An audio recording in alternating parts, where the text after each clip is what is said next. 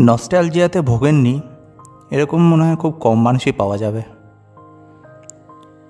আমরা নস্টালজিয়াকে অনেক রোম্যান্টিসাইজও করি। আমাদের তো চিরকালের অমর গান রয়েছে, কফি হাউসের সেই আড্ডাটা আজ আর নেই। শ্রী মান্না দে কত সুন্দরভাবে ব্যক্ত করে গেছেন আমাদের সোনালি দিনগুলোর কথা, যখন সব বন্ধুরা মিলে আড্ডা দিতাম। এক সময় সেই আড্ডা ছেড়ে সবাই চলে যায়, রয়ে যায় শুধু সেই টেবিলটা, কিন্তু সেখানে এসে বসে নতুন প্রজন্ম। এই নস্টালজিয়াতে আমি কিন্তু অনেক ছোট বয়স থেকেই ভুগতাম। খুব মজার বিষয়, আমার মনে আছে আমি যখন ক্লাস 7-এ পড়তাম, তখন হঠাৎ করে একদিন, আমি নস্টালজিয়ায় আক্রান্তই বলবো, হঠাৎ করে একদিন বুকে মোচড় দিয়ে একটা কান্না বেরিয়ে এলো। কান্নার মতো আমার অবস্থা হলো। কেননা আমার স্কুলের, আমি যে স্কুলে পড়েছি, আমি ক্যালকাটা বয়েজ স্কুলে পড়েছি। ক্যালকাটা বয়েজ স্কুলে আমি প্রেপারেটরি সেকশন থেকে আমি ছিলাম। তার আগে 1 বছর আমি শৈলেন্দ্র সরকার স্কুলে আমি ভর্তি হয়েছিলাম। সেই দিনগুলোর কথা হঠাৎ করে আমার মনে পড়ে গেল। স্কুলের জন্য নয়, স্কুলের জন্য নস্টালজিয়া হয়নি, আমার খুব একটা ভালো অভিজ্ঞতাও ছিল না সেই স্কুলে, কিন্তু সে আলাদা কথা। আমার নস্টালজিয়া হলো সেই সময় আমার মনে পড়েছিল যে আমাদের একটা ঘর আছে, সেখানে মাটিতে কাঁথা পেতে শুতাম গরমকালে। কি আরাম হতো গরমকালে ঘর অন্ধকার করে সেই কাঁথার বিছানায় শুয়ে। আর আমাদের বাড়ির পাশেই একটা প্রিন্টিং প্রেস ছিল তখন। গোটা দুপুর জুড়ে সেই প্রিন্টিং প্রেস ঘটং ঘট করে আওয়াজ করে চলতো। সেই আওয়াজে কখন ঘুম এসে যেত। সেই দিনগুলোর কথা হঠাৎ মনে পড়েছিল, এবং তার সঙ্গে মনে পড়েছিল যে আমার মা বাবা দুজনই তখন অনেক কম বয়স ছিল। আমার হঠাৎ করে আমার মনে ভয় এসে গিয়েছিল যে আমার মা বাবার বয়স হয়ে যাচ্ছে, কতদিন ওনারা আমার সঙ্গে থাকবেন। আমার মনে আছে আমি মা বাবার গলা জড়িয়ে আমি তখন কেঁদেছিলাম। বুঝতে পারিনি যে আমি তখনও আসলে অল্প বয়সী, এমন কিছু বিশাল বয়স হয়ে যায়নি। আমি ক্লাস 7-এ পড়ি, তখনই আমি এত কিছু চিন্তা করতাম। আমি চিরকালই একটু বেশি চিন্তাশীল, অনেক বেশি আমি ভবিষ্যতের কথা চিন্তা করি। এইটা নিয়ে আমার পরিবারে আমাকে অনেকেই অনেক সময় খোঁচা দিয়েছে, ঠাট্টা দিয়েছে। তো আমি অনেক বেশি ভবিষ্যতের কথা চিন্তা করে ফেলি সবসময়, অনেক সুদূর ভবিষ্যৎ। কিন্তু আমরা সবাই তো কম বিস্তর অল্প বিস্তর আমরা তো নস্টালজিয়াতে ভুগি, তো সেটা তো আমরা অস্বীকার করতে পারবো না। তো নস্টালজিয়া আমাদের কেন আসে? আমার মনে হয়, এটা আমার ব্যক্তিগত মতামত, যে আমরা সেই সব সময়ের জন্য আমাদের মন টানে যে সময় আমাদের খুব বিশেষ কিছু দায়িত্ব ছিল না জীবনে। বাবার হোটেলে থাকলে তো অবশ্যই দায়িত্ব খুব একটা বেশি থাকবে না। তখন তোমার কাজ শুধুমাত্র ভালো করে পড়াশোনা করে যাওয়া, আর বাকি হয়তো ছুটকো ছাটকা বাড়ির কাজ যদি কিছু করতে দেয়।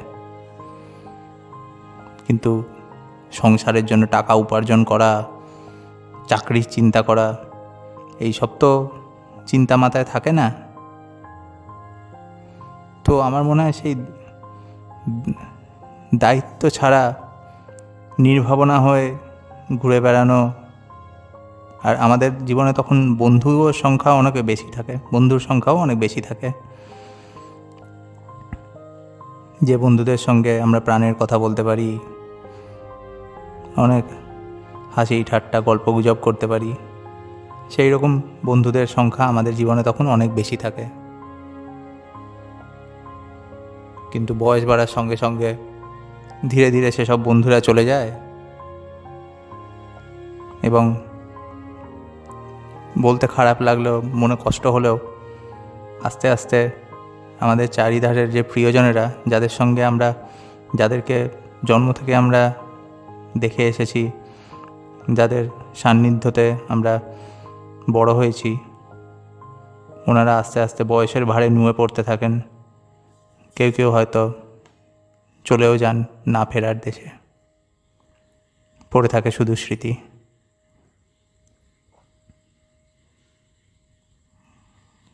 এই সমস্ত অনেক কিছু কারণেই আমাদের নস্টালজিয়া আমাদের মনে মাঝে মাঝে কামড় বসায়।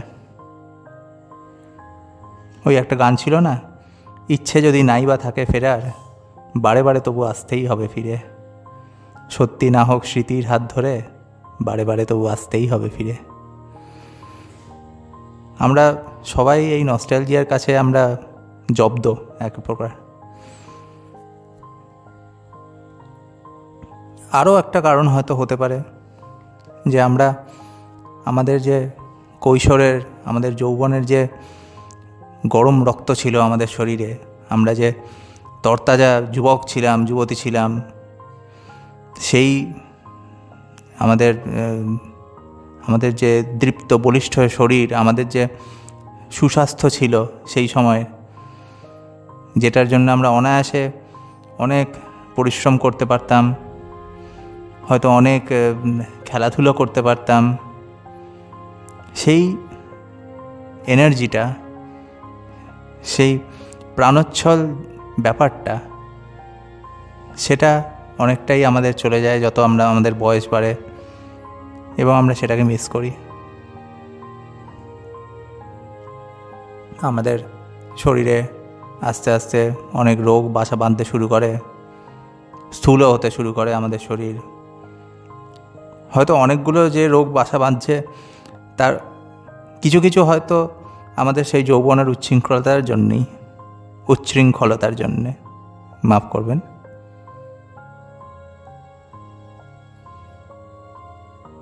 কিন্তু আপনি একটা কথা ভাবুন, আপনি তো অনেকেই আমরা তো চিরকালই ফ্যান্টাসাইজ করি না, যে অমরত্বের চাবিকাঠি যদি কেউ আমাদের হাতে দিয়ে দিত, কেউ যদি আমাদের হৃত যৌবন ফিরিয়ে দিত। হিন্দিতে একটা গান ছিল, কই লটা দে মেরে বিতে হুয়ে দিন। বাংলাতে সেরকমই গান ছিল, মুছে যাওয়া দিনগুলি আমায় যে পিছু ডাকে। কিন্তু আপনি একটা কথা ভাবুন, যদি আপনার হৃত যৌবন কেউ যদি সত্যি ফিরিয়ে দিত, এরকম অনেক টোটকা ওষুধের বিজ্ঞাপন মাঝে মাঝে পাওয়া যায় না, হৃত যৌবন ফিরে পেতে আমাদের এই ওষুধ সেবন করুন। তো হৃত যৌবন যদি সত্যিই কেউ ফিরিয়ে দিত, যদি আপনি এই সময়, হ্যাঁ, আপনাকে টাইম মেশিনে করে কেউ ফেরত নিয়ে যদি না যায়, আপনাকে যদি এই সময় আপনার হৃত যৌবন ফিরিয়ে দেয়, এই 2025 সাল, যে সময় আমি এইটা রেকর্ড করছি, এই 2025 সালে আপনি যদি আপনার 16-17 বছরের যৌবন ফিরে পান, আপনার কি সেটা মনে হয় যে খুব ভালো হবে? প্রথম কথা তো হচ্ছে যে আপনি শুধু আপনার হৃত যৌবন ফিরে পেলেন, আপনার চারিধারে আপনার যারা প্রিয়জনেরা আছে তারা তো পেল না, তারা তো তাদের যা বয়স সেটাই রইল। আপনি ধরুন, আমি এই কল্পনা করতে বলছি যে শুধু আপনি পেলেন আপনার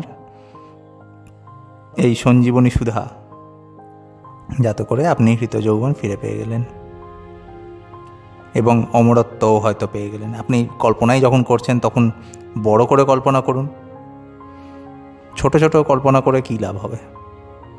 আপনি অমরত্বও পেয়ে গেলেন এবং যৌবনও পেয়ে গেলেন, কিন্তু আপনি তো আপনার চারিধারে যারা রয়েছে তাদেরকে তো আর একই পথিক হিসেবে পাবেন না। ওনাদের তো বয়স বাড়তেই থাকবে, ওনারাও একদিন জীর্ণ শীর্ণ হয়ে শুকনো পাতার মতন ঝরে পড়ে যাবে ডাল থেকে। আপনি শুধু রয়ে যাবেন বটবৃক্ষ হয়ে। আপনার চারিধারে যারা ছিল তারা সব চলে যাবে এক এক করে। আবার নতুন মানুষ, নতুন পৃথিবী আসবে আপনার চারিদিকে। আপনি সেই পরিবর্তিত পৃথিবীর সঙ্গে খাপ খাইয়ে নিতে পারবেন?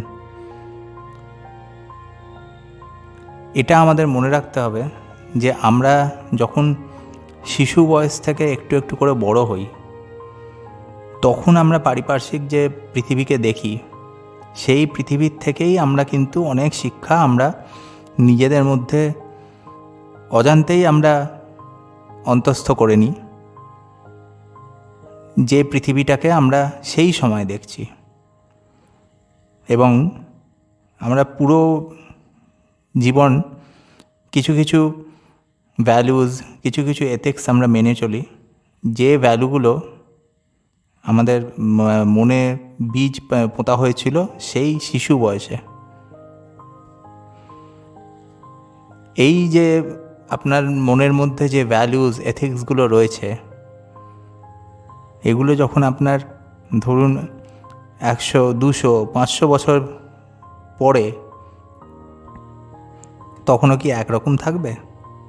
তখন সব পৃথিবী পাল্টা যাবে।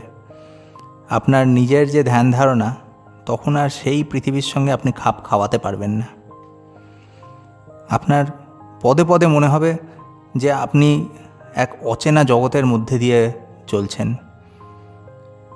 তখনকার যারা বাসিন্দা, আপনি তাদের সঙ্গে ভালো করে কথা বলতে পারবেন না, কেননা ওনাদের দৃষ্টিভঙ্গি বদলে গেছে আপনার সময়ের থেকে।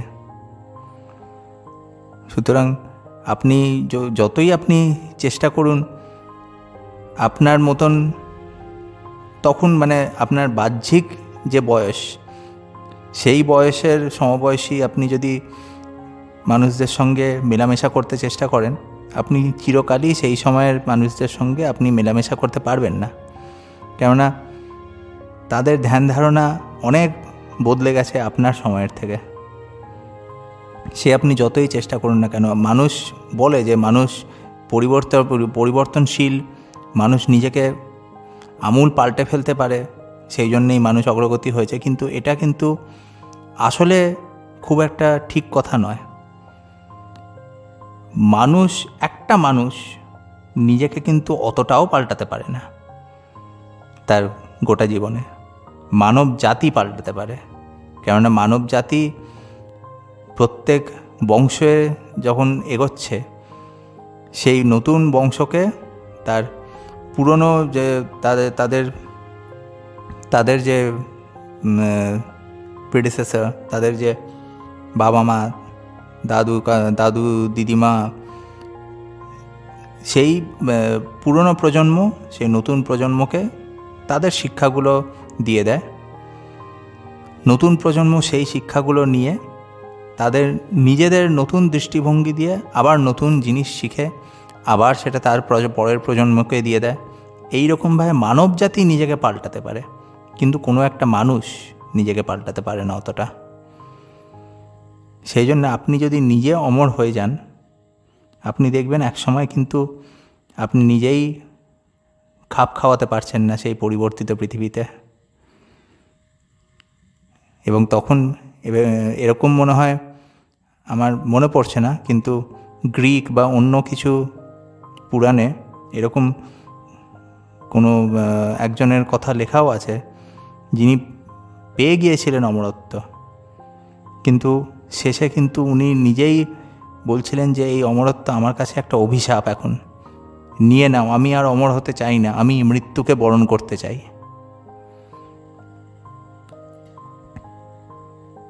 এই জন্যেই হয়তো কেউই অমর নয় এই পৃথিবীতে, কেননা এক সময় গিয়ে মানুষ বোঝে যে তার আর কোনো স্থান নেই এই নতুন পৃথিবীতে, তখন সে সরে যায় আর নতুন নতুন চারা আবার অঙ্কুরিত হয় তার জায়গা নেওয়ার জন্য।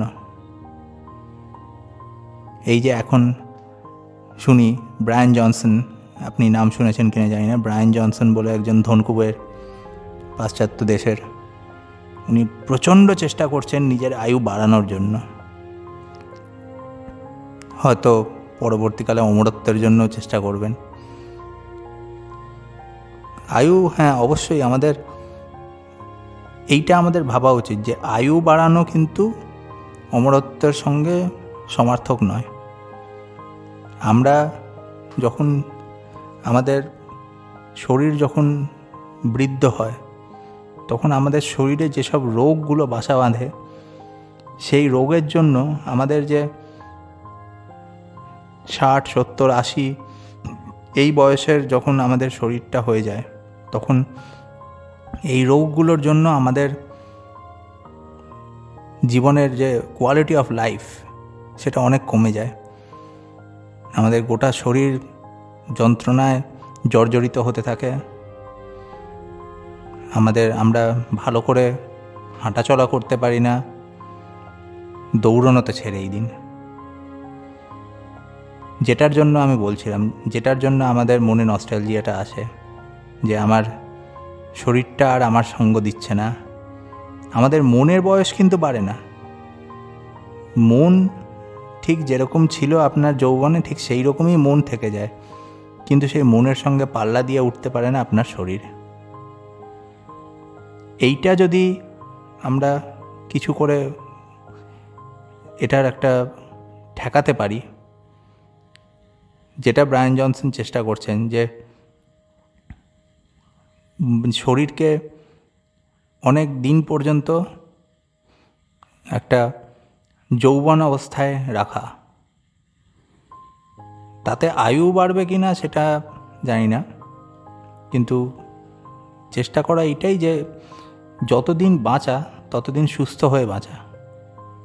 এইটা যদি করা যায় তাহলে সেটা সবসময় তার খুবই ওয়েলকাম, সেই সায়েন্স যদি সেই রকমভাবে এগোতে পারে।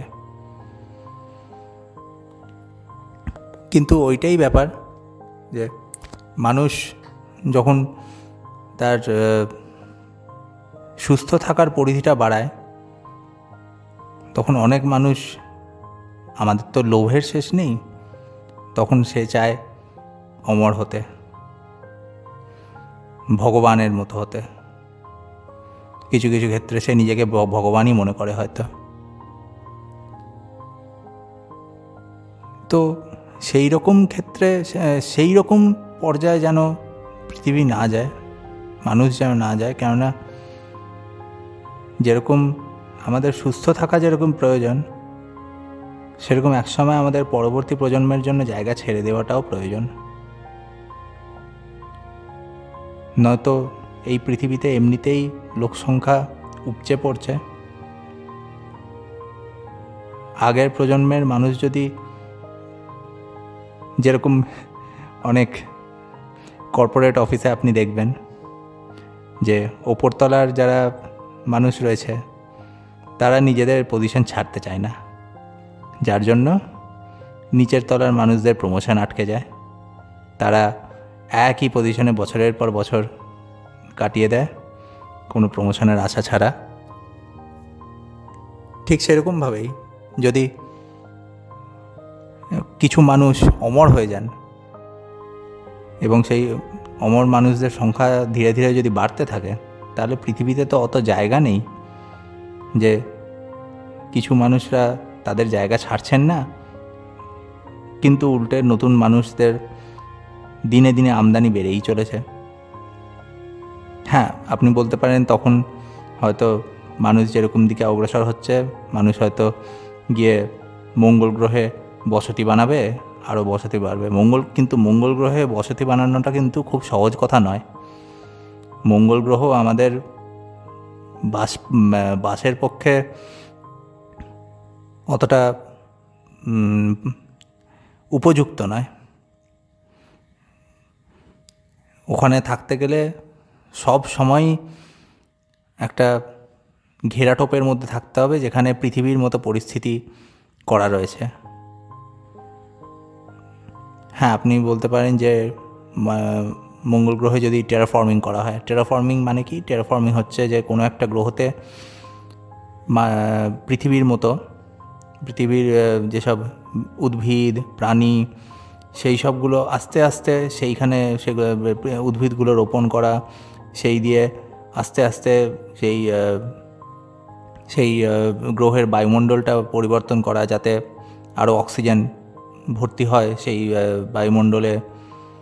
কিন্তু এইরকম টেরাফর্মিং করতে দশকের পর দশক তো ছেড়েই দিন, আমার মনে হয় তো শতাব্দীর পর শতাব্দী হলে তবে গিয়ে একটা গ্রহকে ওইরকমভাবে মানুষের পক্ষে উপযুক্ত করা যেতে পারে। সুতরাং সেটা তো খুব একটা কাজের কথা নয়, প্র্যাকটিক্যালও নয়। আমাদের কাছে এই একটাই গ্রহ আছে, আমাদেরকে এটাই মেনে নিতে হবে। এই একটা গ্রহতেই যা সীমিত জায়গা আছে, এই সীমিত জায়গার ওপরেই আমাদের সবার বাস করতে হবে, সবার খাওয়ার মতো শস্য ফলাতে হবে। কিন্তু যদি অমর মানুষদের সংখ্যা বাড়তে থাকে তাহলে কিন্তু সব কিছুতেই টান পড়বে। তাই আমরা যেরকম নস্টালজিয়া নিয়ে বেঁচে আছি, এইরকম নিয়েই বেঁচে থাকি। একসময় যখন মানুষ তার চারিপাশের সব প্রিয়জনদের চলে যেতে দেখে, যখন তার জীবনে আর কিছু থাকে না, পুরনো দিনের স্মৃতি ছাড়া আর কোনো অবলম্বনই তার বাঁচে না, তখন আমি মনে করি আস্তে আস্তে তার নিজেরও চলে যাওয়া উচিত কখনো।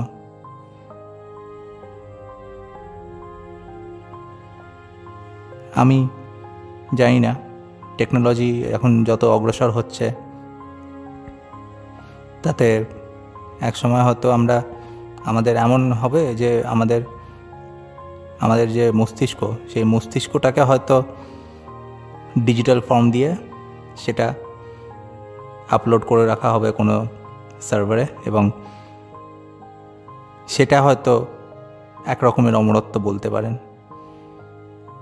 কিন্তু আসলে কিন্তু সেটা অমরত্ব নয়, কেননা সেটা হচ্ছে আমাদের মস্তিষ্কের একটা কপি।